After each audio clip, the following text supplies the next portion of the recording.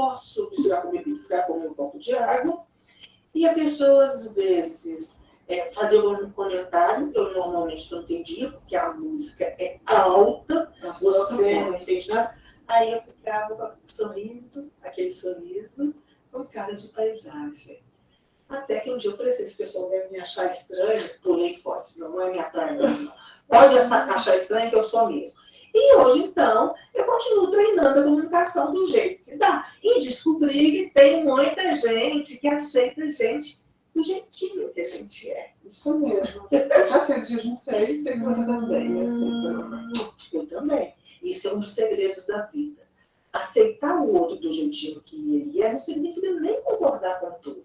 Mas significa, sim, eu estou aberta para te conhecer sem reservas e sem julgamentos e sem rótulos. E isso é muito bom. E a gente vai descobrindo também, ao longo da trajetória, o que nos torna mais confortáveis para exercer essa comunicação.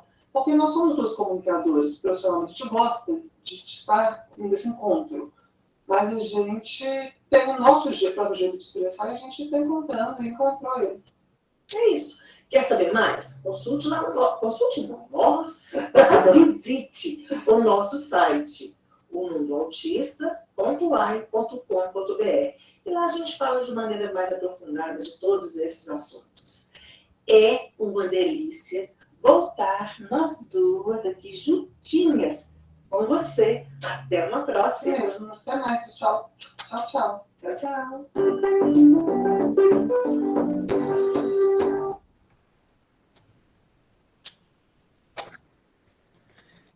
Prontinho, muito obrigada pela exibição do vídeo. E eu penso que foi possível ter uma ideia dessas complexidades mesmo que a comunicação social tem no dia a dia, no cotidiano mesmo das pessoas autistas, e ao mesmo tempo foram vários tópicos abordados que eu quero destrinchar ao longo dessa fala, dessa palestra. A primeira coisa que eu gostaria de pontuar é que quando eu comecei a ter a dimensão da importância da comunicação social, porque assim, a comunicação social, ela infelizmente é muito, por vezes, muito desvalorizada até como área do conhecimento humano. Tipo, muita gente não questiona determinadas profissões, enfim, e o conhecimento que vem delas, e muitas vezes a gente nem tem que questionar, porque a gente às vezes não tem todos os elementos para aquilo, ok. Mas, com relação à comunicação, é interessante que que parece que todo mundo entende de comunicação, né, gente? Eu lembro que quando eu era mais nova, eu ia a um psiquiatra, eu tinha uma relação muito difícil com esse psiquiatra. E aí,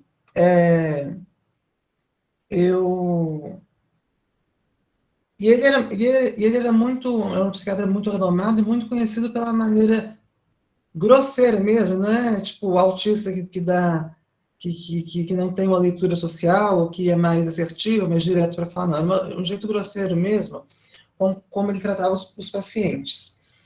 E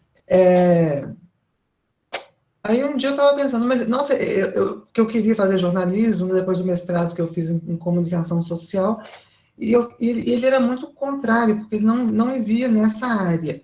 E justamente por eu ter uma dificuldade de compreender essas nuances e querer exercitar isso, eu queria me ver como uma comunicadora.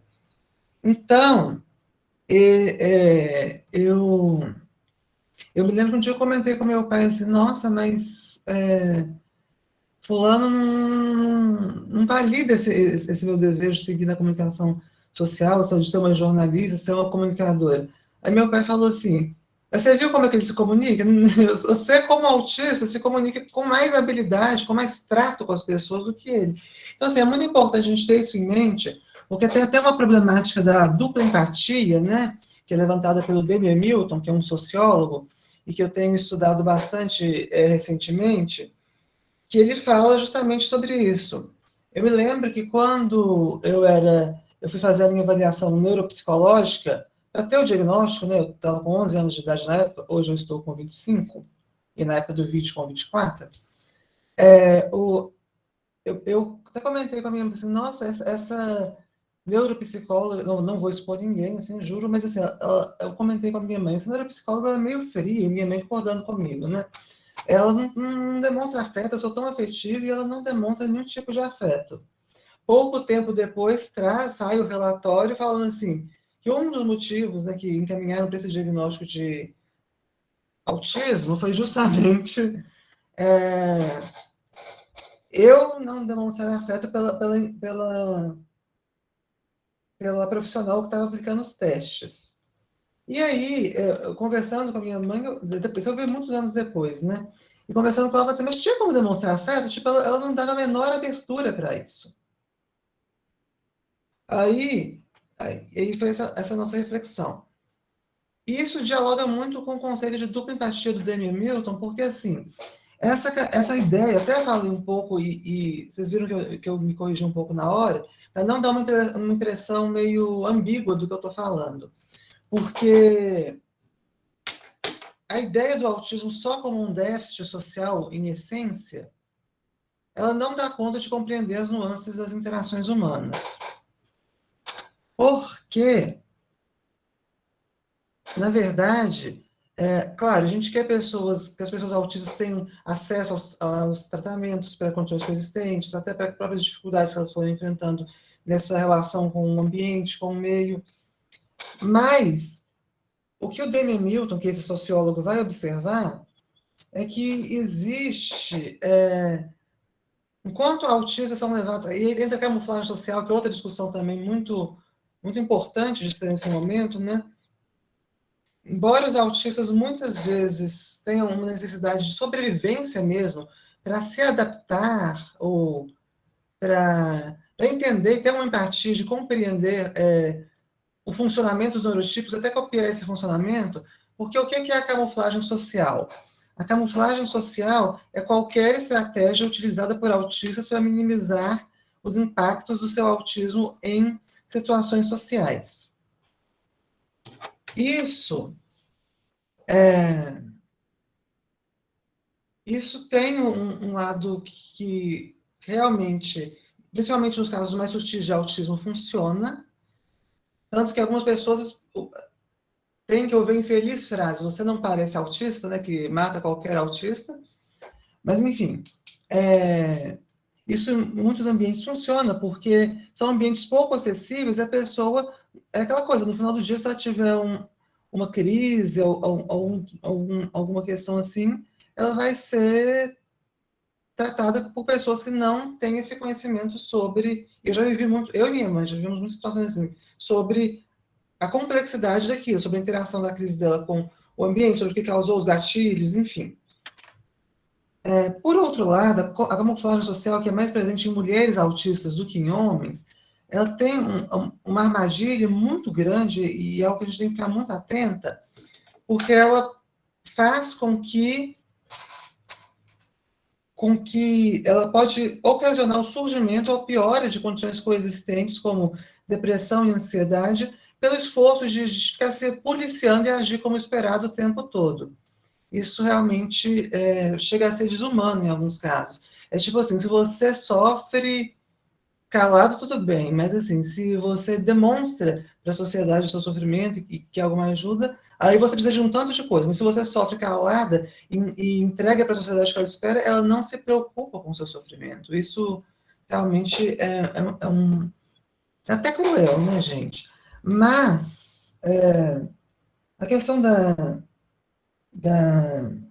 dupla empatia do Damian Milton, então, ela se foca justamente que enquanto as pessoas autistas têm essa necessidade de entender e se adequar ao modo de funcionamento dos neurotípicos, as pessoas neurotípicas, raramente, exceto se elas têm um autista na família, têm essa necessidade de se adequar ou de compreender mesmo como que é a vivência de um autista. Então, é lógico que, como eu falei, a gente quer pessoas autistas bem reguladas, que deem conta de permanecer em ambientes bem e tudo, mas a gente precisa olhar para essa questão do meio, porque isso vai, porque está no cerne da comunicação, né? A comunicação é a base de toda a interação humana, toda troca de mensagens que envolve necessariamente um emissor e um receptor, mas não é uma reação passiva, assim, tipo, eu passei a mensagem, não. Esses estudos já, né, já caíram muito por terra. É muito mais essa troca, né, esse encontro, que eu até vou falar um pouco mais para frente sobre isso. E o que acontece, então, quando uma pessoa autista, ela não consegue se expressar e se comunicar da maneira como ela pensa, ela se sente invalidada, desqualificada nos seus posicionamentos, se ela está com algum desconforto sensorial, quando é uma pessoa mais nova, principalmente, né, e ela não consegue comunicar e trazer aquilo.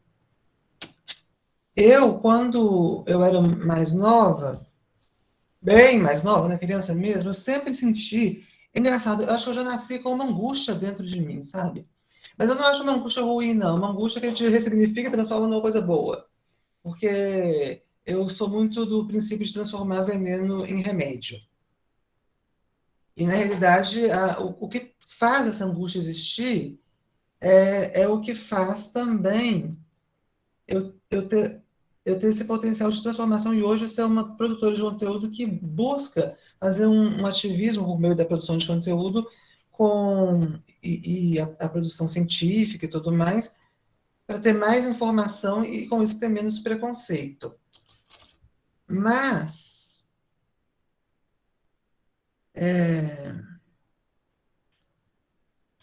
o que acontece é que essa angústia que eu tinha desde muito nova, ela vinha por causa de... Eu sempre senti que eu tinha muito, muito a expressar, e eu não conseguia transmitir isso em palavras. Hoje, eu ainda tenho um pouco de dificuldade com gesto, acho que com palavras eu evoluí bem. E assim, mas foi um processo. Primeiro eu comecei a escrever, porque realmente eu não conseguia me comunicar falando. Como a gente falou no vídeo, né, quando se referia a sentimentos ou emoções, a minha fala era muito disfuncional. Eu realmente ficava muito desconcertada e perdia toda a credibilidade de um argumento que às vezes estava correto, porque eu tive, tentou ganhar no grito, né, assim. E então,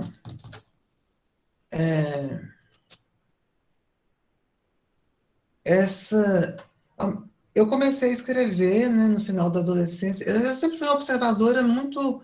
Eu sempre fui muito mais uma observadora do que uma participante. Agora, depois de adulta, que eu estou começando a realmente interagir, entrar mesmo, mergulhar de cabeça nas interações. Mas eu sempre fui muito mais uma observadora. Então, eu gostava de escrever as minhas percepções sobre tudo. Daí surgiu meu primeiro livro, que nem adianta fazer muita divulgação, porque ele só tem o e-book, né, no Kindle, ele não está com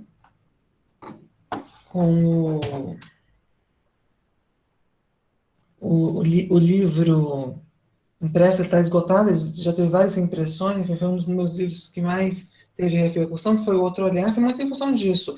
Porque eu via que os profissionais, especialmente os profissionais de saúde, eles tinham até uma intenção muito boa de tentar compreender, mas era baseada numa interpretação deles sobre o que era o autismo e que muitas vezes não tinha abertura para o diálogo quando uma pessoa autista se posicionava. Então, felizmente, hoje isso está caminhando para uma mudança, a gente tem eventos maravilhosos como esse, mas mesmo em ambientes que não são focados em linguagem ou focados em comunicação, a gente também está vendo uma maior legitimação de ouvir autistas, que é realmente muito importante, e de ter essa troca, né, esse aprendizado, essa construção conjunta. Então, a comunicação social, ela foi o meu grande desafio.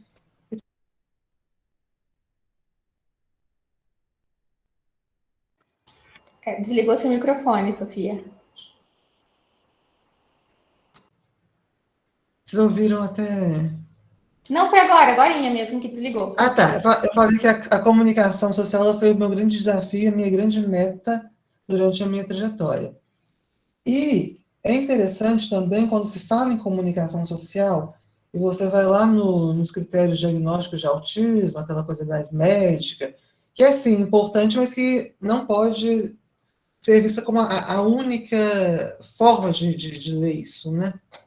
Porque porque as formas, as perspectivas sociológicas, antropológicas, psicológicas, comunicacionais e biomédicas, elas todas devem ter esse objetivo mesmo de a gente criar um diálogo entre tudo isso. Inclusive, quando eu fui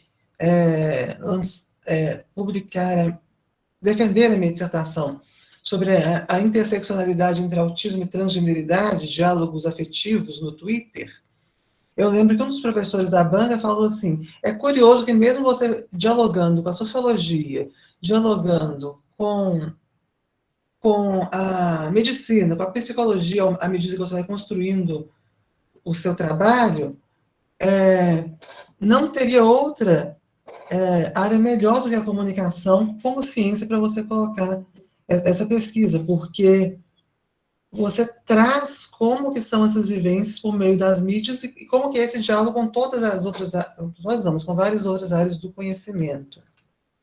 E uma coisa que me tocou bastante também, quando eu fiz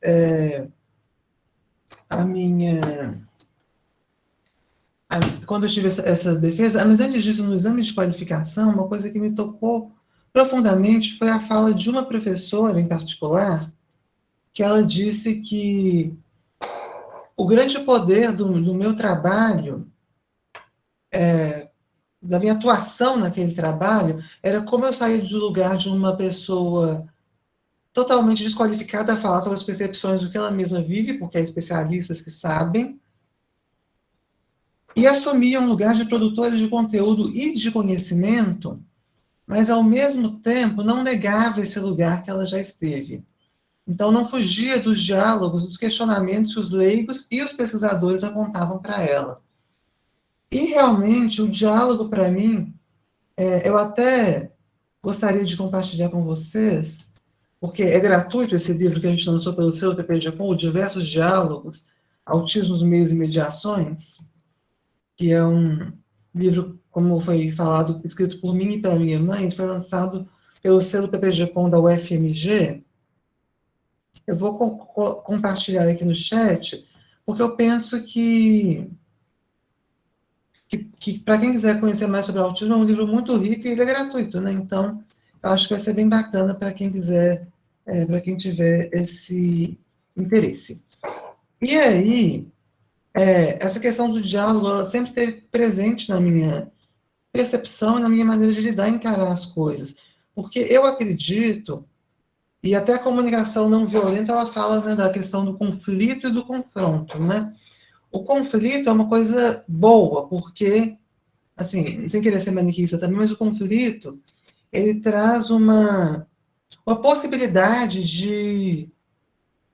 de uma construção conjunta. É um desafio, mas as pessoas são dispostas a encontrar o melhor para a situação, elas dialogam sobre isso com pontos de vista diferentes, e elas chegam, né, a um resultado que, com certeza, vai ser melhor do que o status quo que estava anteriormente. Já o confronto, você tenta anular a ideia da outra pessoa. Então, isso já é um ponto que cessa as possibilidades de diálogo. E eu penso que quando o diálogo cessa, fica muito difícil de você construir qualquer coisa. Então, eu realmente, talvez eu seja meio poliana, embora eu deteste essas comparações, mas o meu modo humanista de compreender muitos desses fenômenos, ele faz com que eu realmente pense e eu tenho experimentado isso na minha vida e comprovado isso, mesmo que nem sempre seja fácil, né? Seguir todo o diálogo da melhor maneira possível. Mas eu realmente acredito que a gente consegue seguir em frente justamente nessa, já que a comunicação social é uma via de mão dupla, justamente nesse encontro, que é o que o Spinoza, né, lá atrás, no século XVII, falava sobre como que seriam esses afetos, né? Que hoje a gente tem as teorias dos afetos. Spinoza, obviamente, não se enquadra nisso, porque ele não é dessa época, né? Mas ele falava que os afetos, que não são sentimentos ou emoções, nem se restringem a eles são a possibilidade que a gente tem de, no encontro com outra pessoa, enfim, em qualquer encontro, é ser modificado. Você não é mais a mesma pessoa quando você interage com alguém. Os afetos, eles nos tiram dessa inércia e fazem a gente pensar em novas possibilidades, em poder movimentar mesmo, né? Os afetos, eles são esse movimento. Então, isso para mim faz muito sentido, também faz muito sentido na minha trajetória como pesquisadora, que eu não quero ser uma pesquisadora que está aqui, olhando para as pessoas que estão aqui e que são para o meu corpus que está aqui. Eu quero realmente uma integração com o corpus, eu quero ter uma possibilidade de conversar ou de dialogar com as experiências que eu estou pesquisando, de poder ver como que isso afeta na minha trajetória, porque as emoções, até a Sônia Pessoa, que foi minha orientadora, uma grande pesquisadora da deficiência, ela fala, né, que embora as emoções sejam muitas vezes negligenciadas da produção científica, são parte indissociável do esforço de quem produz ciência. Você tem um debate um tanto quanto polêmico, né? Assim, porque a gente não está falando...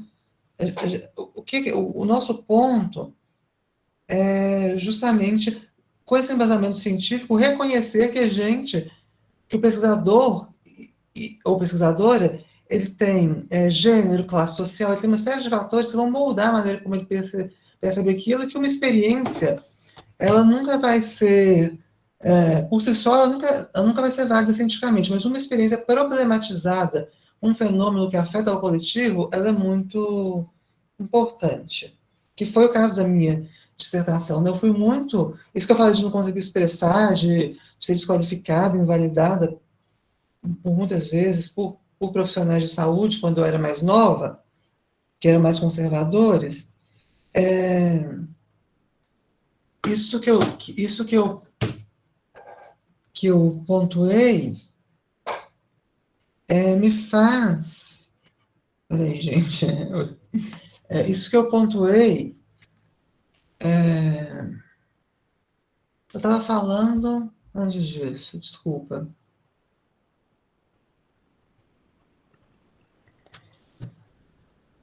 Se me permite, Sofia, Sim.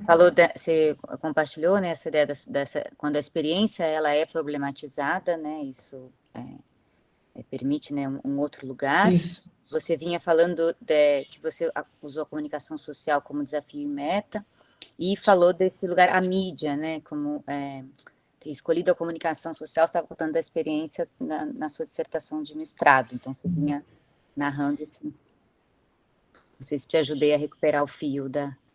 Não, sim, ajudou. Porque então, assim, o fato de eu ter vivido isso não é uma experiência, mas não é algo, não é um dado científico. Mas quando eu observo que a partir desse lugar, que é um lugar que poucas pessoas têm, né, de uma pesquisadora que conhece a realidade de ser uma autista trans, por exemplo, eu posso ter um olhar mais direcionado para o que realmente se dá de concreto nessas relações e inspirar reflexões, porque a pesquisa em dimensão afetiva é muito disso, é de inspirar, é de não oferecer respostas prontas, mas inspirar reflexões, é uma pesquisa, uma metodologia qualitativa. E até a Viviane Vergueiro falou algo, que é uma pesquisadora, que tem a ver com que... Eu penso que tem a ver com o que autistas enfrentam na academia. Mas ela falou com relação às pessoas trans. Embora tenha uma necessidade muito grande de... uma demanda, melhor dizendo, muito grande, de compreender sobre transexualidade, transgeneridade, enfim, as pessoas trans raramente têm voz ativa nesse processo. Então, com autistas, agora está um pouco mais à frente do que a questão trans, talvez, ou bem mais à frente, mas a gente vê também que a gente precisa ter voz ativa nesse processo, e não é uma voz ativa tipo assim, agora eu sei, vou impor minha visão. Não, é uma voz ativa de que, com toda a humildade que um pesquisador deve ter, eu vou entrar na academia, vou pesquisar, vou perceber quais são os dissensos também entre a minha vivência e as outras que eu estou estudando, ter essa consciência do lugar que eu estou falando também, né? Que é muito, muito importante. E pensando nisso, eu vejo com muito bons olhos, porque quando eu comecei a produzir conteúdo em 2015, eu e minha mãe, com o Mundo Autista, somos o canal de autistas mais antigo da internet brasileira, mas quando eu comecei a produzir conteúdo sobre autismo, então não tinha tinha alguns autistas, tinha ativistas, a Amanda Pascoal, Rita Louzeiro, enfim, tinha ativistas. Mas não tinha tantos produtores de conteúdo quanto hoje, bastante até, né? E eu vejo isso com muito bons olhos, porque é uma maneira de trazer uma percepção que de outro lugar a gente não vai ter. E essa percepção não é tipo aquela coisa que a gente tinha há algum tempo, que você vai para um evento para contar a sua história. Não, ele pode amarrar com a sua história, mas a percepção que é um ponto de partida para, talvez seja até transversal num trabalho científico, mas para que ele possa construir uma nova epistemologia, uma nova maneira de perceber as coisas e os fenômenos. Então, eu acho que quando a gente fala em comunicação social no autismo também, as pessoas muitas vezes associam os desafios de comunicação social a questões da fala, né? Aos autistas não oralizados, portanto. Mesmo esses autistas podendo ter ferramentas de comunicação alternativa, que hoje estão sendo estudadas, e eu acho que deveriam até ter mais destaque nas discussões. É uma coisa que eu também não tenho tanto conhecimento assim para compartilhar, mas que realmente deveria ter mais pesquisas. A gente até tem, mas assim, um destaque maior para os debates sobre isso, porque é a maneira da pessoa se expressar e se comunicar, da construir uma autonomia, por mais que ela não tenha a fala, que é um código muito importante para a autonomia de qualquer pessoa, né? Então, é uma maneira de permitir que novos corpos ocupem novos espaços também, né? Mas também tem os casos muito sutis de autismo, e aí a gente tem... Nossa, quando eu fui diagnosticada, eram uns estereótipos que eu tenho até um pouco de dificuldade, assim, não gosto nem de lembrar. Tipo, autista só não entende metáfora, então se uma pessoa entender uma piada e riu, ela não é autista. Tinha umas coisas assim. E não, a gente aprende, principalmente nos casos mais sutis e com cognitivo preservado, a gente consegue aprender, a gente consegue, até em alguns casos, demonstrar uma maior capacidade do que pessoas típicas, igual eu estava falando lá atrás, né?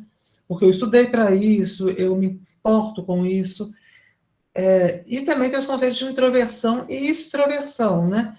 A gente muitas vezes associa o autismo à introversão, à timidez, mas na realidade são autistas extremamente extrovertidos, mas que podem, por exemplo, ser inconvenientes em determinado momento, e isso também é um desafio na comunicação social, né? Porque a introversão e a extroversão, elas estão ligadas a mecanismos de adaptação social, como a pessoa reage, interage com o mundo. Ela não está ligada, não é autista vai ser tímido, autista vai ser falante.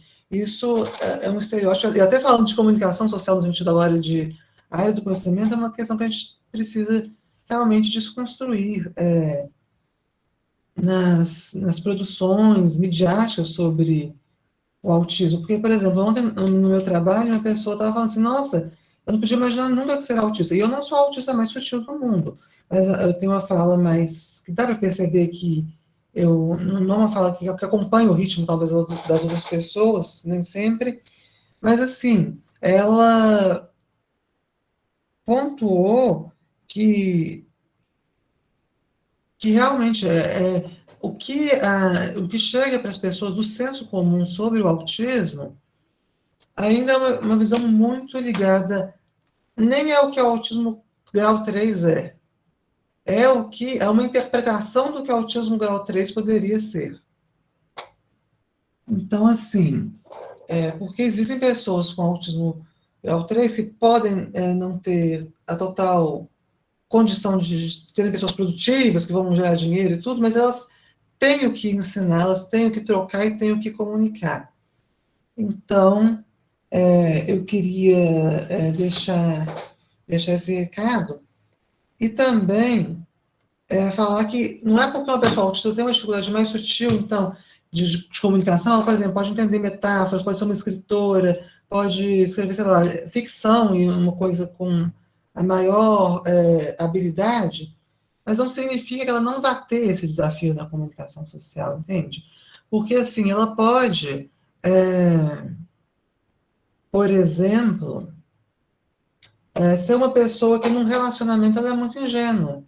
E ela é levada, muitas vezes, por relacionamentos abusivos, porque ela não consegue ter a leitura social de que aquilo é um relacionamento abusivo, uma violência psicológica, por exemplo.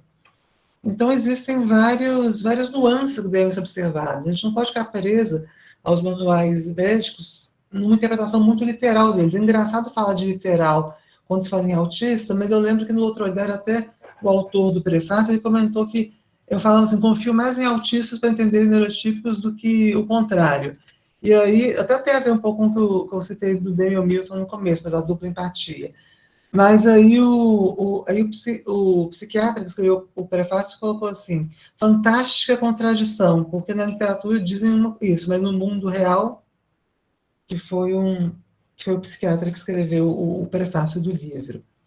Então, o que eu penso, por tudo que eu vivi, por tudo que eu passei, por tudo que eu conheci, estudei, claro, eu ainda estou em construção, eu ainda estou vivendo os desafios de ser uma figura pública, que também é muito desafiador para uma pessoa que tem dificuldades na comunicação. Na minha dissertação abordo também isso, né, como que a internet, apesar de ser um lugar mais seguro, entre aspas, o Twitter, por exemplo, para pessoas autistas e trans, ele ainda traz riscos de exposição, traz riscos, enfim, não sei, que podem afetar até a saúde mental da pessoa, porque tem gente que... Eu já sofri perseguição na internet, é uma coisa que eu não recomendaria nem para o meu pior inimigo. Então, mas o que eu queria pensar, e voltando lá no Spinoza, seria justamente, pensando até no Morisot, que é um autor da teoria dos afetos, ele fala que o maior obstáculo para o aprendizado é a sensação de já saber. E dialogando isso com Spinoza, que fala dos encontros, então o que eu quero é que os estudos sobre autismo, sejam em qualquer área do conhecimento, eles sejam voltados para uma lógica de encontro, uma lógica desse encontro dos diversos lugares de fala, e não uma lógica de tipo, eu detenho conhecimento e você não. Então, era isso. Eu queria dizer que que já deu 1 hora que eu planejei para a palestra em si, e eu sou autista bem pontual, né? Nem sempre, mas hoje eu estou conseguindo ser. E eu queria dizer que para quem quiser ter mais conhecimento sobre o meu trabalho e sobre o autismo de modo geral e sua ligação à comunicação e com outros temas, que às vezes são pouco discutidos dentro da comunidade, tem o Instagram, @autista, o YouTube Mundo Autista, e também esse livro que eu coloquei no chat, Diversos Diálogos, que é uma visão bem global de tudo que eu e minha mãe estudamos nesse tempo que a gente está nessa caminhada, nesse fascinante universo do autismo. E por que fascinante? Embora eu já tenha levado cada coisa para falar porque o mundo do autismo é fascinante. Gente, o ser humano é fascinante. Então, o autista tem todo esse potencial de qualquer pessoa de ser fascinante, e a gente só precisa ter meios, ferramentas, acessibilidades para trazer essa característica à tona. Então é isso, gente. Muito obrigada e um grande beijo. Fantástico, Sofia, muito obrigada. Assim, eu tenho várias coisas que você foi falando, eu fui anotando aqui, porque, assim, é importantíssimo tudo que você coloca com relação a essa lógica do encontro. Acho que, assim, puxando esse finalzinho da sua fala, acho que eu, no caso, eu sou pesquisadora, e uma coisa que você falou ao longo da sua fala é que, assim, muitas pessoas começam a querer saber sobre o autismo quando ela tem alguém na família. E foi mais ou menos esse início da minha trajetória, né? No caso, eu tenho um filho adolescente, ele tem 15 anos, quer dizer, vai fazer 15 agora em maio, E, assim, durante muitos anos, vinham alguns apontamentos, porque o Vitor ele não para quieto, porque tem uma situação assim, tem uma situação assada. Só que eu era totalmente leiga, não tinha, né, noção, e os especialistas também não estavam preparados para fazer uma... Porque, assim, desde muito novo, aí leva um psicólogo, leva aqui... E, assim, o diagnóstico de autismo dele veio já bem, né, assim, ele já com mais de quase 12 anos. E, assim, a partir do momento que veio, tem aí uma possibilidade de ser autista, você leva um choque, porque você não tem noção, você nunca ouviu, né? É uma coisa nova. E aí eu tive a oportunidade de ir na Unifesp, conhecer o LabLink, começar a conhecer o trabalho, e você vai descobrindo que, opa, não é esse senso comum, entendeu? Assim, porque você é tomado por essas imagens, né, do senso comum, então você vai formando ideias que, nossa, à medida que você vai realmente conhecendo isso que você falou da questão dos autistas começarem a expressar, terem mais espaço nos meios de comunicação, esse tipo de trabalho que você está engajada, né, e tem outros autistas, né, agora também produzindo, são fantásticos para isso, para propiciar essa lógica do encontro, para que a gente quebre esses preconceitos, essas imagens que a gente tem, e realmente comece a entender que essa adequação que muitas vezes querem colocar no autista, né, que formatar o autista para o mundo, né, neurotípico, para o mundo específico, a gente pensa, opa, mas por que a gente também não pode entender e mudar a nossa forma de pensar? Porque ele tem que esperar só que ele modifique alguma característica dele. Por que essa característica é errada? Não, sabe? Peraí, vamos entender exatamente os lugares, porque é uma diversidade, o mundo, a gente tem várias formas de... Oi, Dani, você vai ir o quê dia 8 e dia 11? Não entendi nada. Cheguei em casa agora. Priscila, Desculpa, a gente Priscila. pede um favor para desligar o microfone, acho que está aberto. Então, desculpa. Então, Sofia, assim, eu quero, né, quem tiver perguntas, podem ficar à vontade, né, para colocar aqui no chat. A gente vai fazer, na verdade, um bate-papo aqui, né, o Ricardo, ele até já levantou a mão, vou dar a palavra a ele. Eu acho que é importante, realmente, esse tipo de diálogo, ele é fantástico, é essa a proposta do LabLink, eu espero que todos nós possamos aproveitar essa noite, como a gente já aproveitou a noite de ontem também, tá? Pode falar, Ricardo, fica à vontade. Estão me ouvindo? Sim. Certo. Primeiro, gostaria de parabenizar a Sofia por duas coisas. Uma mais óbvia, que é a recém-conclusão do mestrado, né, a titulação, né? E a segunda, de usar, né, um vídeo do próprio material que você tem, né? Porque, assim, muitas das discussões que eu acabo tendo, né, inclusive dentro do Traduzir-se, que é o grupo que eu faço parte, né, da UFVJM, é em relação a como obter o conhecimento, né? Porque, né, você deve saber que o seu trabalho também é um trabalho de divulgação científica. E tem, assim, muito... Parece que é muito incrustado na academia essa questão de que o conhecimento está somente no material escrito e não nas diferentes formas de disseminação desse conhecimento, né? Então, eu acho muito bacana, considero muito bacana utilizar do audiovisual, né? Eu admiro muito pessoas que fazem trabalho de divulgação científica, eu mesmo conheço alguns, né, mais voltado no YouTube, mas também tem gente que faz podcast, textos, enfim. E, assim, esse é um ponto, né?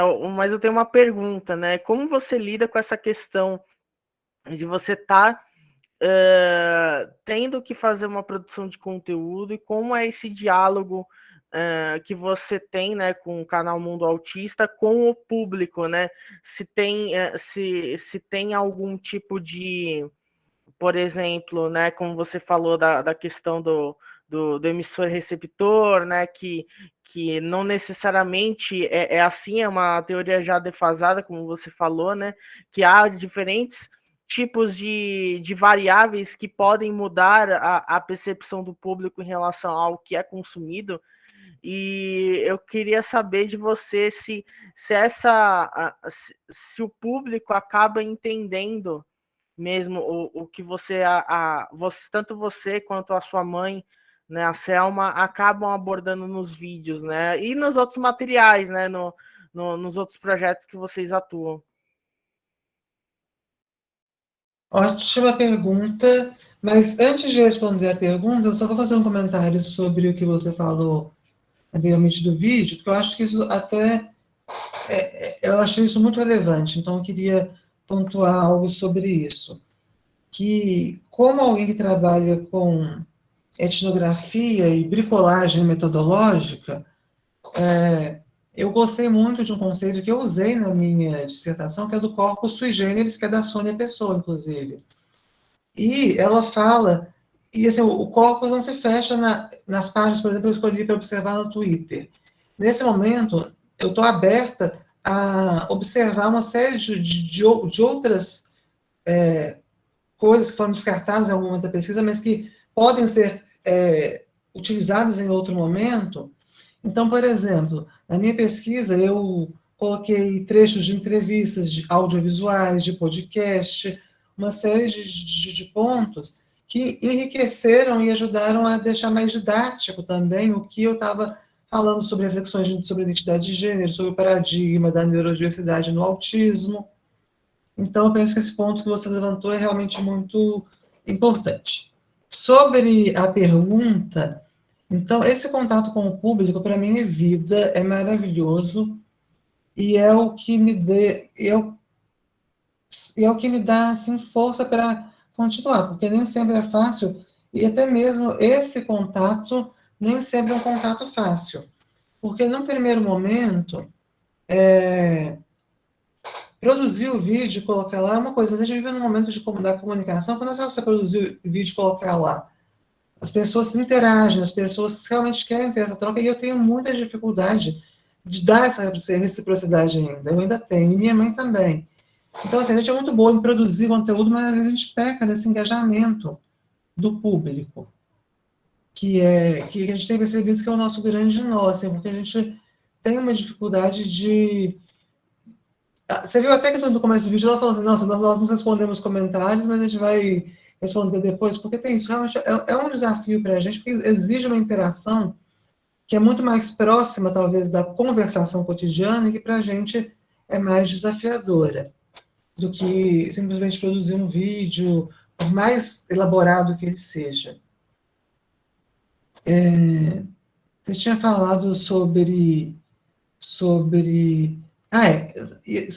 o público realmente entende a mensagem que a gente quer passar. É muito difícil responder isso, porque cada pessoa vai ter uma bagagem, uma maneira de interpretar própria. E comunicação não é o que você tem, aquelas frases antigas, a comunicação não é o que você fala, mas o que o outro entende. Então, muitas vezes você fala uma coisa na melhor das intenções e a pessoa, ela não tem essa percepção. Às vezes você fala uma coisa que para você é boa, que para você é pacífica, e outra pessoa vai lá e acha que você está atacando, que você está, sei lá, que você está defendendo... Por exemplo, polarização é uma coisa que eu vejo muito isso. Você pontua defeitos e qualidades de dois lados, mas isso não significa que você esteja a favor de um ou de outro. Claro que tem momentos que a gente tem que se posicionar mesmo, né? Mas eu não gosto, em geral, dessa polarização. E, pensando nisso, a gente vai criando estratégias para que a própria comunicação, enquanto estudo, ela nos dá isso, para que o que a gente fale acesse o que está realmente dentro da gente e consiga ser transmitido. Eu tinha muita dificuldade com isso, quando eu era mais nova, realmente, e como eu falei, eu tive crises, eu não conseguia me expressar, e quando eu chorava, ou ficava mais irritadiça, para expressar uma visão minha, que podia ter uma visão que as pessoas, com argumentos que as pessoas deveriam considerar, mas eu perdia totalmente a razão naquele momento. Então, eu penso que sobre isso de o público entender ou não. Claro que vão ter os haters, e aí, nesse caso, eu prefiro nem alimentar, porque eu já passei por situações que me ensinaram isso, mas, de uma maneira geral, eu acredito que eu ainda acredito nisso que eu falei, do diálogo. Por quê? Por exemplo, teve um vídeo uma vez que eu e minha mãe fizemos sobre autismo e TDAH, que era um vídeo interessante, mas tinha... a gente não conseguiu... Eu ainda acho que a gente não conseguiu se expressar da melhor maneira. Mas algumas pessoas apontaram o que seriam algumas falhas conceituais na nossa explicação. Nunca tinha acontecido isso no mundo autista, eu fiquei muito triste, porque isso é muito sério, né? Você passar uma informação que pode ser lida como informação errada. O que a gente fez? A gente chamou uma pessoa que entende, uma profissional que entende muito, e acrescentamos ela nesse diálogo, né? Que entende disfunção executiva, TDAH, autismo grau 1. E aí a gente conseguiu seguir. Então, acho que o público, assim como numa pesquisa em dimensão afetiva, o corpus ele vai apontar, ele vai abrir espaço para o inesperado e apontar caminhos, o público também te aponta os caminhos. Só que nem sempre é o caminho que você quer, e aí você tem que negociar isso.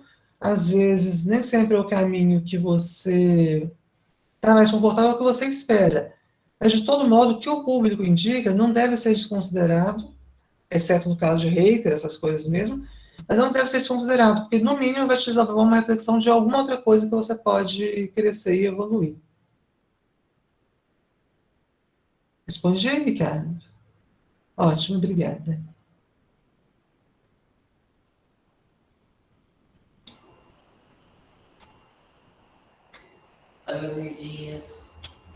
O Gustavo, né, que foi o nosso palestrante de ontem, ele colocou um comentário aqui, né, não sei se ele quiser abrir o microfone e falar, também pode ficar à vontade, mas ele colocou aqui que é incrível, né, ver essa abordagem da comunicação a partir de Spinoza.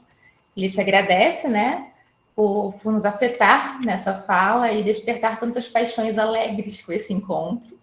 E realmente acho que esse é realmente o sentimento. Eu até peço desculpa por trazer as coisas muito para mim, porque muito da sua fala remete ao que eu venho estudando, ao que eu vivo na minha casa. Então, assim, eu não deveria ter essa postura como mediadora, mas, assim, para mim está sendo inevitável, sabe? Não me colocar, não sentir isso, assim, pessoalmente.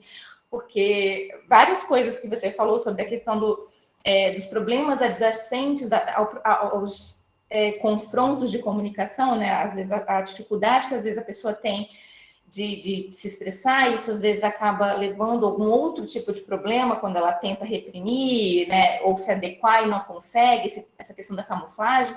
E apesar dela ser um indicativo muito mais presente no feminino, eu via muito isso no meu filho, entendeu? Assim, dessa tentativa dele tentar se encaixar em algum lugar e não conseguir, e isso trazer problemas enormes. E como nós, familiares, não tínhamos conhecimento nenhum, a gente não tinha formas de ajudar, então, assim, era uma sensação de impotência muito grande, porque a gente não sabia nem o que estava incomodando, o que estava acontecendo. Então, à medida que a gente vai tendo contato com várias vozes autistas diferentes, com experiências diferentes, é isso que você falou, o objetivo não é deter o conhecimento, dizer, não, o que esse autista falou aqui é regra, é isso. Não, é muito pelo contrário, você perceber que existem muitas nuances nas interações humanas e que você pode ver de formas diferentes, né, dar espaço, ampliar seu repertório social, entendeu? Você não precisa ficar restrito a uma forma ou outra. Então, assim, eu como mãe tenho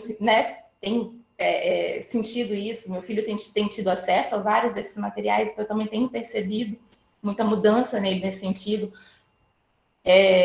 A minha pesquisa, ela veio justamente de buscar fontes de produções autistas, né? Então, eu comecei na iniciação científica, então, eu conheci você através, ainda no Introvertendo, né? Então, eu tive acesso a algumas participações suas e fui descobrindo seus livros, fui descobrindo, né, materiais seus, e, assim, fui ficando cada vez mais encantada. Então, assim, um trabalho me levava a outro. Então, eu fui conhecendo vários trabalhos de pessoas autistas e assim, isso vai te dando como eu vou dizer assim, perspectivas maravilhosas, assim. Então, é aquilo, às vezes as pessoas têm, recentemente até teve um debate, acho que foi a Amanda Pascoal, que colocou que as pessoas às vezes criticam, não romantizem o autismo, e ela fez questão de colocar, não, os autistas, eles têm todo o direito de exaltar suas conquistas, né? Seja qualquer nível de conquista. Isso não é romantizar, uma coisa não tem nada a ver necessariamente com a outra. Você pontuou muito bem que existem tanto o autista grau 3 quanto o autista grau 1, grau 2, todos têm seus níveis, suas dificuldades. Não é porque esse produz a fala que a vida dele é tranquila. Não, ele vai ter outros tipos, né? Tem outras dificuldades. O autista que não fala e que, de repente, tem um pouco mais de dificuldade comunicacional, também não quer dizer que ele não tenha nada a dizer, não quer dizer, né? Então, assim, é você perceber as possibilidades e respeitar que existem dificuldades, sim. Então, assim, eu acho que ter acesso a essas produções autistas dão realmente essa possibilidade de ver as coisas de uma forma diferente. Então, assim, o que eu quero, na verdade, até se você quiser falar mais sobre isso e tudo, primeiro te agradecer, sobre tudo, entendeu? Assim, agradecer muito você, o trabalho que você e a sua mãe fazem, são fantásticos, e também te perguntar muito com relação, assim, essa percepção sua com relação a essa entrada autista, o movimento que existe também, assim, dentro do próprio movimento autista, com relação a essa questão, esses debates que às vezes vêm, né, sobre essa pontuação do que é leve. Você já falou sobre isso, mas eu queria, se possível, você falar um pouquinho mais, porque às vezes assim, o meu mundo azul, né? Então, como se existisse assim, que você trabalha a questão das multiplicidades de performances. Então, essa questão como se o autista ele não pudesse ou fosse restrito a um tipo, uma personalidade específica. Então, eu queria que você falasse sobre problematizasse ou tratasse aqui mais sobre essas diferenças de personalidades, essas interseccionalidades que você traz no seu trabalho de mestrado, sobre isso, os vários perfis que existem, entendeu? Porque a gente fala muito de nível, né? Fica sempre restrito àquela questão de nível de suporte. Mas não é só isso, né? O autista, ele é uma pessoa completa. Eu queria que você pudesse falar um pouquinho também sobre essa visão, esse trabalho que tem sido feito para trazer isso, para as pessoas perceberem isso. Antes de entrar na pergunta propriamente, eu queria falar uma coisa para você, Noeli. Noeli? É Noeli. Noeli, perfeito. E uma para o Gustavo, que ele fez um comentário que eu realmente adorei, e eu tenho conhecido mais o trabalho do Gustavo, assim, recentemente, porque eu tive um namorado que faz parte do Traduzir-se, né? E assim, estou ficando encantado. Então, Gustavo, se você quiser depois conversar comigo, trocar diálogo sobre Spinoza ou sobre o que for, eu estou realmente à disposição, porque eu fiquei... um autor que me provoca e me afeta muito também. Com relação a você, Noeli, estou amando a sua mediação. Acho que se você sentiu a necessidade de trazer isso, não é à toa, assim, é porque enriquece. E uma coisa que eu estou gostando da sua mediação é justamente porque, como hoje eu passei por alguns contratempos muito fortes, eu estava pensando, será que eu falei? Será que eu dei o recado? Será que a palestra ficou boa? Eu tenho essa insegurança muitas vezes e hoje está o pior. E quando você vai falando e pontuando as coisas que eu coloquei, eu vejo que pelo menos o conteúdo está sendo passado. Então, eu fico muito, muito grata com isso. Então, indo para a sua pergunta, né? O conceito de interseccionalidade, ele é uma ferramenta analítica, né? Para a gente entender que existem... que os movimentos sociais, muitas vezes, por exemplo, movimentos de autistas, eles não conseguem, muitas vezes, não dão conta, não todos, mas assim, muitas vezes não dão conta de incluir, tanto que tem uma resistência muito grande na comunidade do autismo, que na comunidade autista não. A comunidade do autismo envolvendo pais e tudo, de discutir sexualidade, gênero, dentro dessa comunidade. Então, de um lado, nós temos esses movimentos que não dão conta de inserir outras pessoas, que também são atravessadas por discriminações muito semelhantes não semelhantes, mas que também são discriminações significativas. A gente não compara elas, mas elas também são significativas. E que tudo isso está cruzado, assim, na vida da pessoa, está entrelaçado mesmo. E, pensando nisso, então, nesse conceito de interseccionalidade, que nós somos seres plurais, assim, seres que têm uma série de características, porque eu sou autista, mas eu também sou uma mulher branca, eu também sou uma mulher trans, eu também sou uma pessoa de, sei lá, classe média, tudo isso vai interferir na minha vivência como autista também. Então, eu penso que a interseccionalidade, que eu tenho batido muito na tecla, principalmente na academia, é muito importante para a gente não cair na armadilha de pensar, igual no feminismo, também se discute muito isso, cair na armadilha de não pensar no ideal de uma pessoa autista única e abstrata. Tipo, existe o autista igual um homem branco, heterossexual, cisgênero, com dificuldades sociais, esquisitícias evidentes e tudo mais. Quando é grau 1, quando é grau 3 é aquilo que não fala, enfim. Esses estereótipos, para a gente não cair nesses estereótipos, e também porque o problema deles é que, além de eles serem muito incompletos do que, e às vezes até equivocados mesmo do que significa a vivência autista, mas eles também não nos trazem dados concretos de como é que a gente pode atuar para tornar a vivência do autista melhor. Porque se eu não me encaixo nesse ideal abstrato, como é que eu vou compreender as minhas necessidades, as minhas vivências, que são diferentes, por exemplo, de outras pessoas autistas, do Ricardo, do Gustavo, enfim. Então, eu penso do seu filho, eu penso que tem muitos pontos a serem observados, e eu vejo que essa questão da interseccionalidade ela deve ser levada muito em consideração.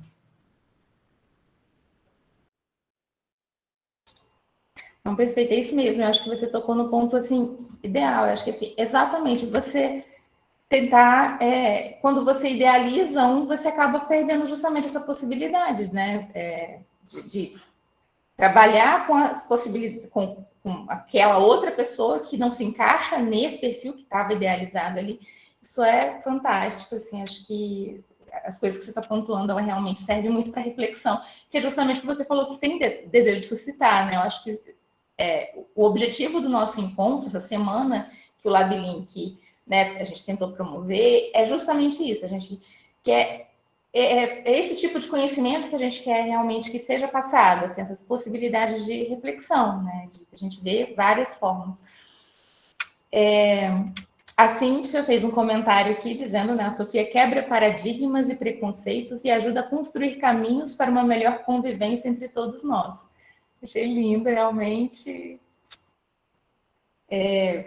Lindo mesmo, obrigada, viu, Cíntia? Tem outros comentários aqui, a Fabiana de Guzmão, ela falou também que você foi um dos primeiros canais, né, que ela começou a assistir, provavelmente o Mundo Autista. Se eu não me engano, acho que era Mundo Asperger no início, não era? Acho que depois... O nome mudou porque essa nomenclatura Asperger está obsoleta. Então, eu acho que, né, ela está falando que foi um dos primeiros que ela assistiu também, quando ela suspeitou, né, que o filho dela que era autista, e é enriquecedor, né, te ouvir. E o Ricardo também, ele colocou, acho que durante a discussão, né, que tanto entre autistas também há diversas formas de ver o próprio espectro, né? Acho que esse é outro ponto realmente relevante, porque eu acho que, assim, essa questão, eu acho que não tem que... nunca vai se chegar ao... Pelo menos eu acredito nisso, acho que assim como qualquer... A gente trabalha muito dentro do LabLink com a questão de sociabilidade autista, como uma forma de, né, dentre as muitas possibilidades. Eu acho que nunca vai se chegar realmente a uma definição, a né, porque não são pessoas, e eu acho que realmente sempre vão ter pontos a serem debatidos, eu acho que isso é muito saudável. E quanto mais as pessoas abrirem a mente para isso, eu acho que, enfim, acho que esse é o objetivo mesmo, né? Eu vou parar de falar, porque se eu começar aqui, vou dar espaço para quem... A gente empolga, né? Hoje eu tô mais quietinha, mas a gente empolga. Eu também, quando começo a falar... mas é gostoso. Mas eu gosto, pode falar, o quanto você desejar. As pessoas do grupo, quem que tiver, gente, não precisa ficar com vergonha, não, que é um bate-papo mesmo, né? Vamos ficar à vontade para... Assim, porque se eu começar, tem vários apontamentos que eu fiz aqui, então vamos... Fique à vontade, Ricardo. Então, é uma dúvida mais específica em relação à sua jornada, é mais relacionada à sua jornada dentro do mestrado, porque você fala dessa questão da diferença na comunicação entre a pessoa autista, né, e os neurotípicos. Você teve muita... eu não sei se nem se seria uma pergunta, mas assim, é mais uma dúvida em relação se você teve algum tipo de dificuldade na hora da elaboração da sua dissertação, se você teve algum tipo de bloqueio por parte da sua orientação, ou mesmo também durante as matérias do mestrado, se você teve, né, porque a gente, quando se faz uma matéria no mestrado, normalmente se faz um texto, né, de final de matéria, né, como um dos critérios de nota, né, se teve algum tipo de dificuldade, porque às vezes a gente pode ter, né, isso eu estou tendo bastante nessa minha jornada de tentar entrar no mestrado, de aliar a minha ideia de projeto, né, do que eu quero desenvolver no estricto senso, né? E às vezes não só necessariamente pelo próprio orientador em si ter esse bloqueio em relação à parte da comunicação entre neurotípico e autistas, mas às vezes também pela própria questão da própria área de pesquisa que ele acaba pesquisando, né? E às vezes pode haver um desinteresse, né? Pelo menos no meu caso, eu tenho bastante essa sensação, né? De tentar aplicar o autismo junto com alguma outra pauta para um campo do conhecimento. Então, seria mais nessa linha a pergunta, né? Se há esse, digamos, entre muitas aspas, ruído na comunicação entre orientador e até então orientanda, né? Nossa, isso que você falou acontece bastante mesmo, embora de ter os autores que eles gostam, né, e as próprias áreas de interesse. Agora, minha orientadora, eu nunca tive problema com ela, não, nesse sentido. O meu problema era controlar um pouco a minha ansiedade, porque a dissertação é algo que deve ser gestado, é amadurecido, e às vezes não estava amadurecido, não tinha alguns bloqueios, enfim, mas eu fui aprendendo e amadureci muito com isso. Agora, eu me lembro que, eu não sei, eu vou te falar algo da minha experiência, eu não sei se isso talvez te ajude, que é o seguinte, quando eu entrei, a minha ideia era fazer uma pesquisa com um outro objeto de fora, que seria malhação, olhar narrativas audiovisuais e tudo, e o autismo seria o autismo no feminino, e a partir disso eu buscaria estudar sobre o autismo no feminino. Só que colocar um outro objeto para estudar autismo não foi... Apesar de a gente nem usar o objeto da pesquisa de dimensão afetiva, essa palavra, eu percebi que não era a melhor estratégia. Então, depois que o meu processo foi amadurecendo, até que ele virou a interseccionalidade entre autismo e transgeneridade, diálogos afetivos no Twitter. Então, eu penso que se você olhar, direcionar o seu olhar para o autismo mesmo, que é o seu interesse de fato, pelo que eu estou entendendo, e ver as metodologias, as formas que a pesquisa em comunicação elas podem te proporcionar de trabalhar com isso, talvez você... Porque Porque às vezes a gente pensa assim, eu preciso de alguma coisa midiática, alguma coisa. Não necessariamente. A comunicação, ela se dá também no cotidiano, né, no ordinário. Então, talvez por aí você possa encontrar algum caminho. Não sei onde você está tentando. Enfim, eu não sei também qual é a linha dos professores, mas eu penso que buscar essas novas possibilidades é aprofundar na questão do autismo, sem ficar tentando juntar muita coisa, você fazer um recorte mais assim. Pelo menos foi o que, na minha experiência, deu certo.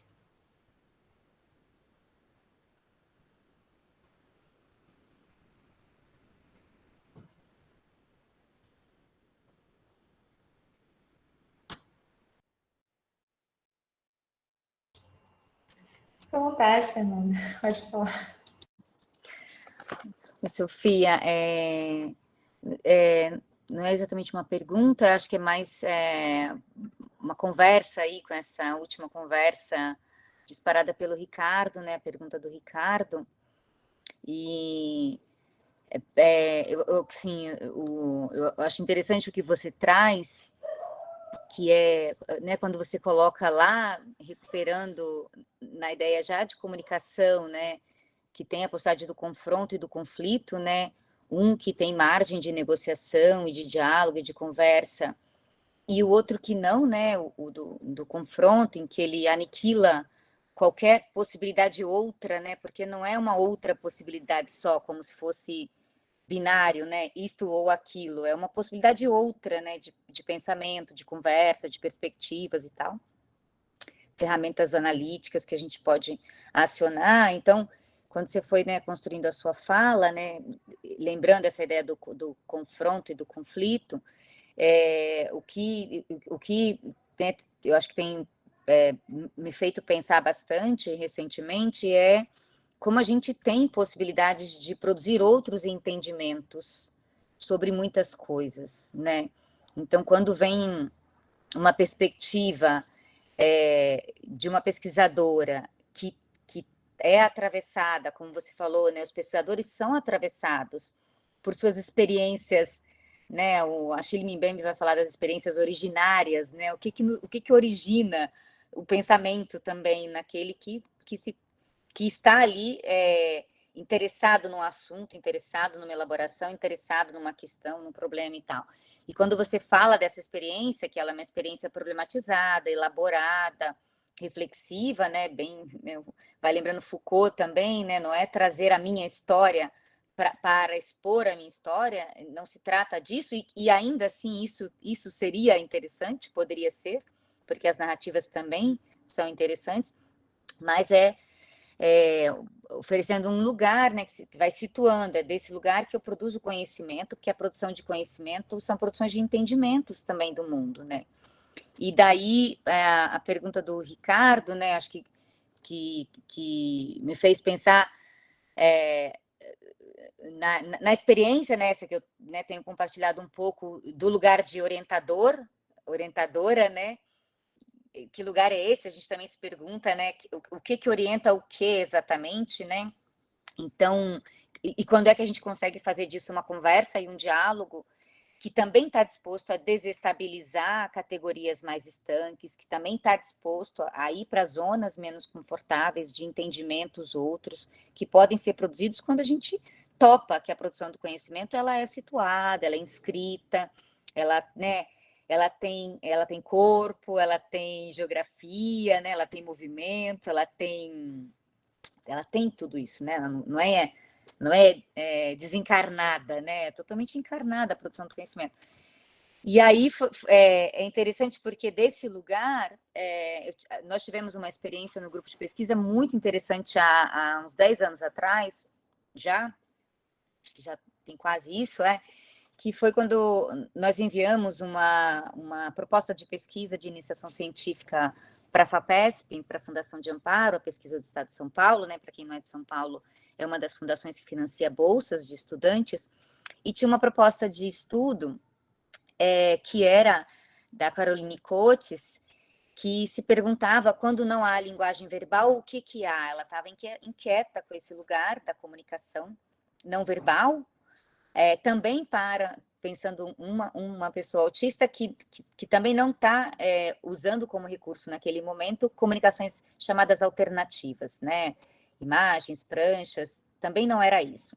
Mas que estava ali interagindo plenamente nas rotinas dela, na família e tal, e ela estava muito interessada em entender a interação social, entender para além da linguagem verbal, e achava que o lugar que deixava ver melhor esse pensamento linguístico era pensar numa experiência autista que a inquietava, porque ela fazia parte dessa interação como irmã dessa pessoa autista, que não dispunha da linguagem verbal e que estava plenamente ali na interação com o outro, segundo a perspectiva dela. E aí ela envia o projeto dela para a FAPESP, e a parecerista, ou o parecerista, né, nunca se sabe, às cegas, ele nos provocou com essa situação, dizendo: esse lugar de envolvimento pessoal não pode prejudicar, não afetaria a análise linguística. Então, nos provocou, de certa forma, né? Nos obrigou a dizer, a falar disso, na verdade, a falar desse assunto. Quer dizer, o parecerista estava ou inquieto ou preocupado, digamos assim. Será que vai ser possível fazer uma análise deste lugar totalmente implicado, sem o distanciamento que talvez ele julgasse mais interessante para a análise? E foi interessante porque aí, né, a estudante de iniciação científica teve que ela formular este lugar. Um lugar que se produz conhecimento afetado pelas experiências com linguagem que esse pesquisador também tem. Então, e aí, né, lançar um pouquinho para você falar mais disso que eu acho que é central, que é justamente essa experiência problematizada, quando ela também vira ferramenta analítica, para a gente pensar coisas outras, muito para além do autismo, claro, e que se fosse para o autismo já seria enormemente interessante, mas muito para além. E como a mídia, nesse caso, o espaço das redes sociais e né, o lugar que você ocupa, juntamente com o trabalho que é feito com a sua mãe, ele traduz na difusão científica, na minha opinião, faz esse trabalho que, inclusive, achei legal você falar que você fez também já na sua dissertação, quer dizer, uma preocupação de fazer aquele conhecimento chegar para mais, para além da academia, mas é interessante como esses espaços da mídia, eles também são reveladores de espaços autorais interessantes. Autorais, tanto no sentido, né, que eu poderia pensar literário, das produções artísticas, mas autoral cientificamente também, como isso é interessante, né? Então, te ouvir mais sobre essa experiência desse lugar da mídia como espaço autoral dessa produção de entendimentos outros, né? Que não é que ele compete ou se opõe a um acadêmico, mas ele expande completamente, inclusive quando o público vira esse par, os nossos pares que fazem apreciações, o público também pode ser, né? Eu penso que, nesse caso, além do que eu ainda vou responder, mas tem o que talvez possa ter assustado ele também, acho que tem dois fatores aí, na verdade. O que pode ter assustado ele, ou ela, né, a pessoa que fez o parecer, pode ter sido também o fato de que ela era um lugar que ela não estava falando dela, estava falando de uma outra pessoa, por mais que fosse irmão e tudo, e isso exigia um cuidado ético ainda maior numa pesquisa nessa dimensão, porque representar outra pessoa sempre é um risco, né? Assim, é muito difícil, então talvez por isso que essa provocação tenha sido até interessante para poder pensar mais sobre a ética por trás disso. E falando nessa ética por trás disso, tem um artigo que eu gosto muito sobre quem usa essa metodologia da teoria dos afetos, que foi escrito pelo Jean-Luc Morisot, que é um pesquisador francês, e ele fala justamente sobre os passos seguindo o Afonso Lins, os passos da ética para uma pesquisa que não privilegia, que nesse caso ele pensa que não é interessante o distanciamento, mas sim uma interação mesmo com o corpus. No caso dela era mais complicado por causa disso que a interação não seria dela, havia uma outra pessoa, enfim, era mais complexo. Mas uma coisa que o Jean-Luc Mousseau fala é sobre a questão da reflexividade, não reflexão. E isso tudo está muito presente. Algumas coisas que você falou, Foucault, narrativas de vida, muita coisa presente na minha dissertação. Estou adorando te ouvir. Mas um ponto é que a reflexividade ela é um processo de abertura ao inesperado que pode acontecer dentro de uma pesquisa, aos processos de afetação, tão intenso que é preciso reflexividade, inclusive, porque a reflexão você parte de algo e vai refletindo com base nisso. A reflexividade você questiona, inclusive, o método que você está usando. Você se questiona, não existe um terreno seguro dentro dessa proposta de pesquisa, entende? Então, eu penso também o fato de ser 10 anos atrás, ainda hoje a gente tem alguma resistência com alguns tipos de metodologias, enfim, tipo de comunicação e de outras áreas, mas a perspectiva dos afetos, ela cientificamente, ela faz muito sentido. E é isso, assim, eu penso que foi bom porque gerou essa provocação também, né, que a gente pode pensar mais sobre isso, né? O que você crê que seria mais interessante naquele contexto, naquele momento, naquela situação, né? Não, é exatamente, acho que é para essa direção mesmo, que é de uma ética, né? Uma ética que extrapola, né? Não são só questões, né? Se grava ou não grava, é uma ética que extrapola isso e a chance que, quando um parecerista faz esse tipo de pergunta, de inquietação, ele está oferecendo a possibilidade do pesquisador proponente se refletir ele mesmo sobre a sua própria produção de reflexão. E aí chegar mais próximo, né, isso que você está trazendo de reflexividade. Então, aí que eu acho que é assim, ó, é como se fosse uma chance para devolver para o pesquisador esse movimento, de que lugar que eu falo também, então, e como é que eu me relaciono com isso, né? Então... E a parte do autoral, da mídia, o que você acha, assim, desse... Eu tenho estudado muito a Ida Lúcia Machado sobre essa questão das narrativas de vida, e ela pontua que as narrativas de vida, elas são diferentes das autobiografias tradicionais, embora elas tenham um caráter autobiográfico, mas ela optou por esse termo, até lançou um livro recentemente sobre narrativas de vida, e ela optou por esse termo, e ela explica, e para mim faz muito mais sentido isso, que as narrativas de vida, elas surgem de maneira espontânea, numa conversa, igual a gente está tendo agora, numa palestra, numa entrevista, que surgem essas narrativas que vão evidenciando aspectos que, já dialogando com a vida com a questão de fragmento, que essas relações sociais mais concretas, elas são como mais abstratas, são como sombras das mais concretas, né? Então, é como se a gente pudesse aprender nessa interação também, né? Então, até uma coisa que na minha dissertação foi muito colocada também, até onde existe esse pacto da verdade nas narrativas de vida, né, por exemplo. Porque a gente sabe que o que a gente está... É uma narrativa, uma interpretação, uma leitura do que aconteceu, não é ipsis literis que aconteceu. A gente não tem essa capacidade, seria ingenuidade de acreditar que teria. Mas, por outro lado, a gente precisa também compactuar em algum grau com aquilo que está sendo narrado, porque senão, né, a gente acaba toda a credibilidade de uma postagem, enfim, de toda uma narrativa que está sendo construída. Então, esses dissensos que para mim não são contraditórios, são paradoxos, mas que acho que se complementam, né? Então, isso me ajuda muito a pensar.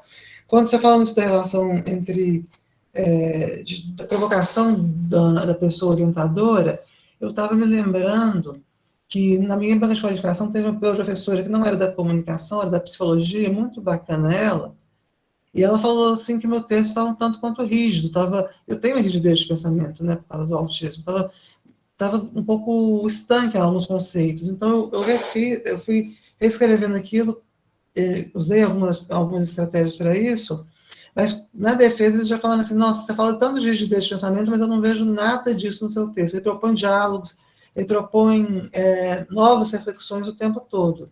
Então, essas provocações, elas são oportunidades ótimas para a gente poder crescer, né, como pesquisadores, e até como ser humano também, eu diria.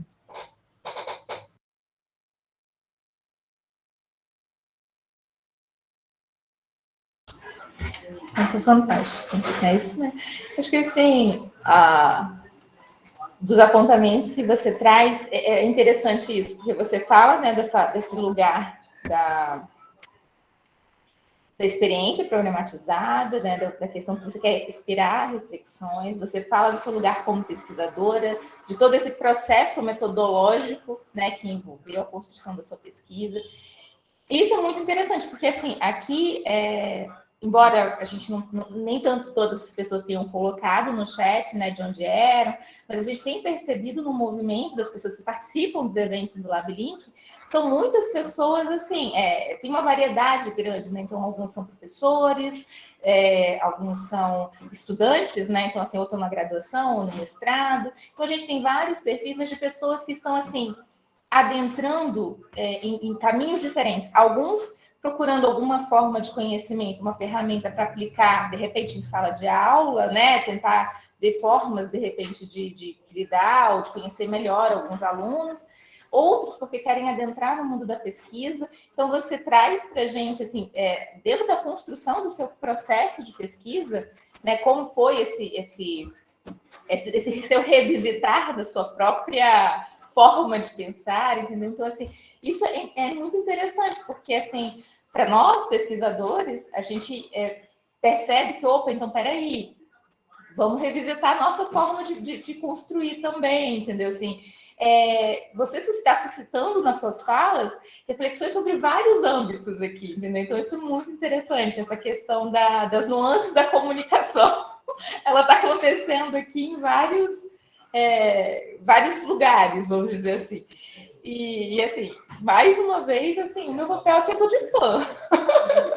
Eu tô, assim, realmente muito satisfeita de estar participando dessa sua fala. E eu queria saber, inclusive, porque, assim, o seu primeiro livro, acho que foi adolescente, tinha uns 14 anos, mais ou menos, né? E, se possível, né, assim, não mudando muito do caminho, mas eu queria que você falasse um pouquinho também desse momento de construção, porque você tem livro de ficção, o seu primeiro, acho que tem relação com o autismo, acho que não sei se é Daniele. O Daniele foi o primeiro a ser escrito, mas o segundo a ser publicado.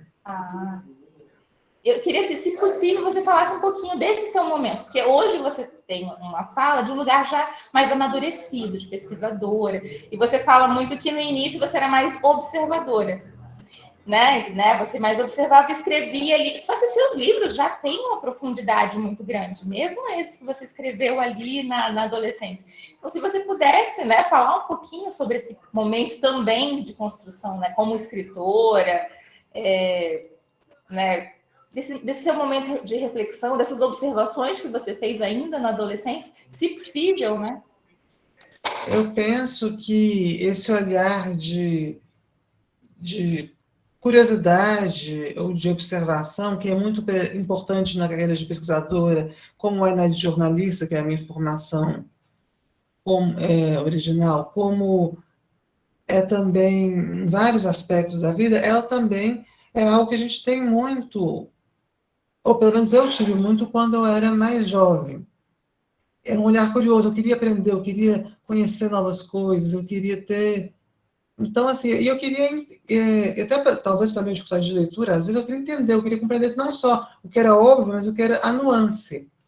Então, realmente, faz muito sentido que eu tenha me tornado uma pesquisadora que observa questões mais cotidianas, mas que, com um olhar analítico, reflexivo, porque, na realidade, eu lembro que não tem a ver com ser pesquisadora, mas tem a ver com essa talvez com um indício, um spoiler lá de trás, né, que talvez eu me tornaria, amadureceria para algo desse tipo, que foi quando minha mãe falava assim, a Sofia, eu já era chamada de fofoqueira quando eu era criança, e minha mãe falava, a Sofia não é fofoqueira, ela gosta de analisar, pela fofoca parece que tem uma coisa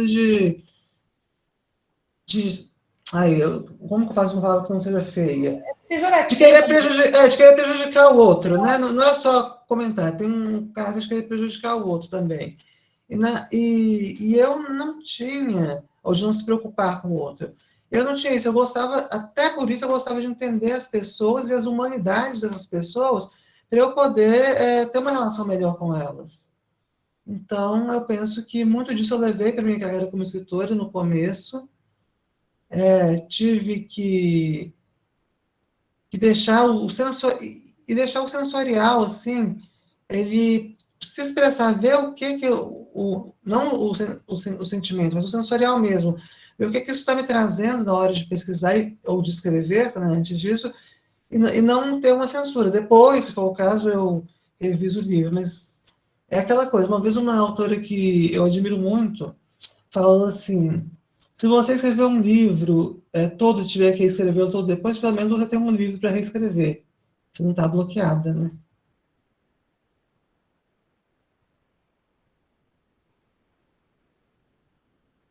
Muito bom. Bem, Sofia, assim, eu não vou estender muito, né? Porque a gente ontem, por exemplo, a gente percebeu que assim, a nossa empolgação acaba querendo prender o palestrante aqui até, né, demais. Então, assim, eu vou. Se quem tiver alguma pergunta, quiser algum apontamento, a gente ainda tem aqui alguns minutinhos.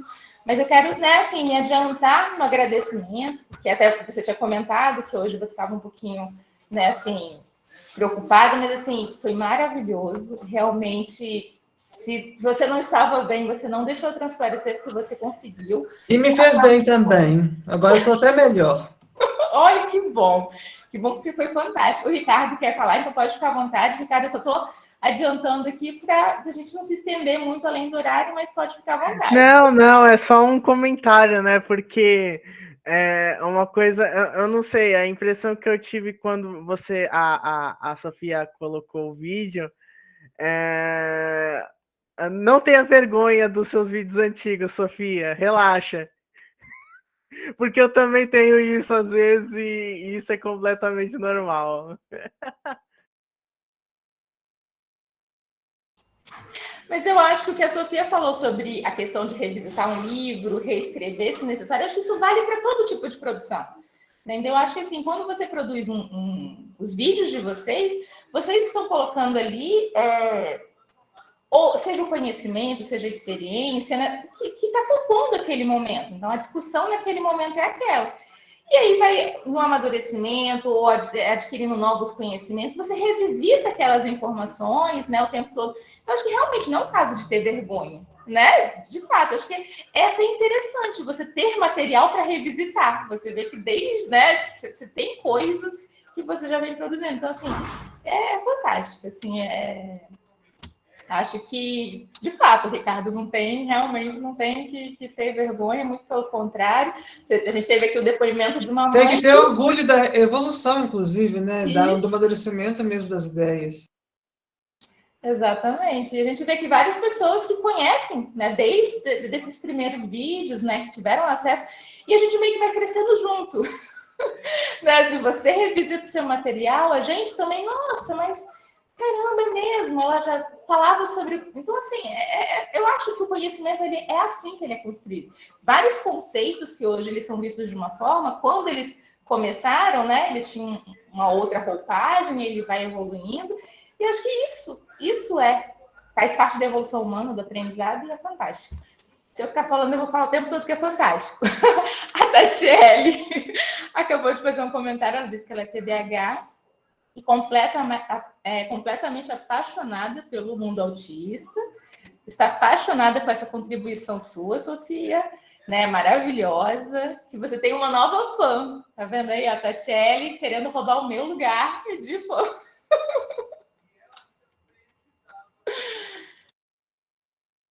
desculpa as brincadeiras, tá? Assim, é porque realmente eu gosto muito e tem pouco menos, na verdade, tem 1 ano e pouco que eu entrei no universo da pesquisa. E, assim, desde que eu comecei, foi sempre online, né? Eu mal conheço os pesquisadores do meu grupo pessoalmente, sabe? Assim, sempre foi no mundo virtual. Mas já me enriqueceu tanto, assim, eu sou tão grata à possibilidade, sabe, de aprender sobre... E, assim, acho que, assim, tem enriquecido a minha vida pessoal e a minha vida profissional hoje, assim... Não só como pesquisadora, profissional que eu digo no meu trabalho mesmo, que eu trabalho numa outra área, né? Assim, e eu vejo que a minha relação com as pessoas melhorou muito. Eu amadureci muito enquanto ser humano, entendeu? Então, assim, esses trabalhos todos são fantásticos e é por isso que eu fico elogiando o tempo todo. O Luciano Saraújo, ele fez um comentário aqui dizendo que ele é do Brasil, mas ele está em campo hospitalar, né? Ele estuda medicina digital, hipnoterapia clínica, e ele é autista e TDAH. Ele descobriu o diagnóstico com 40 anos de idade, agora com 45 ele está na Ucrânia, né, cuidando de crianças e adolescentes, na maioria com TEA e TDAH. Ele é voluntário e está participando dentro de um bunker, né, aqui no escuro e com um ataque um após o outro, mas muito feliz com toda essa bagagem de conhecimento que estou recebendo, aprendendo muito mais. E te parabenizo. O Luciano, inclusive, ontem ele participou com a gente, né, e comentou sobre isso, que ele está lá, e que ele, no caso, nesse trabalho dele, ele ainda assim está conseguindo, né, ele para participar dos nossos eventos. Então, parabéns, Sofia. E, pô, Luciano, isso é mesmo. Parabéns.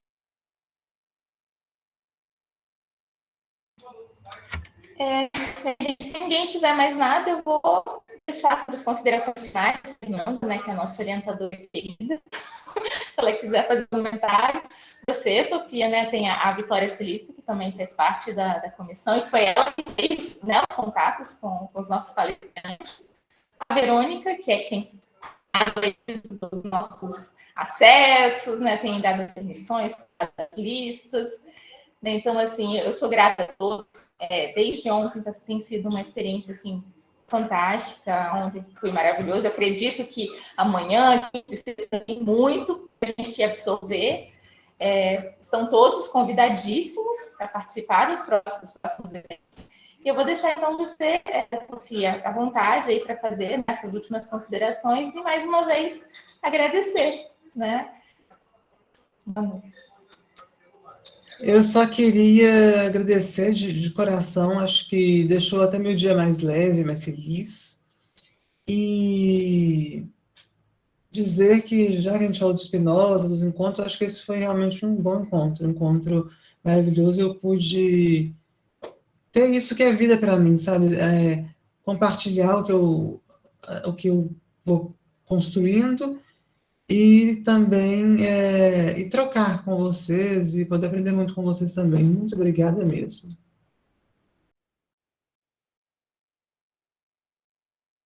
Então é isso. Obrigada, Sofia.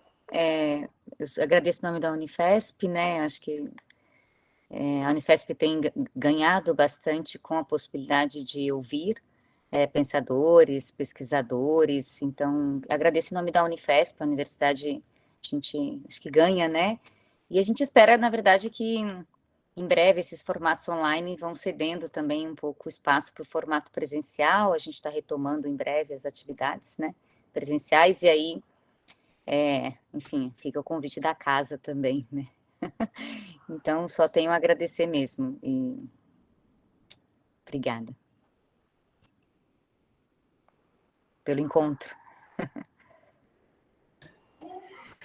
As meninas colocaram aí no chat alguns links, né? Fiquem à vontade para conhecer as redes sociais do LabLink, sempre tem eventos. Essa semana a gente está, né, uma semana voltada, mas tem outras, né, outras frentes também. O LabLink, ele procura produzir o inteiro, né? A gente está sempre tendo alguns tipos de eventos, são todos convidadíssimos. Mais uma vez, Sofia, obrigada. Boa noite a todos. Foi um prazer estar aqui com vocês. E espero que a gente tenha outros encontros aí.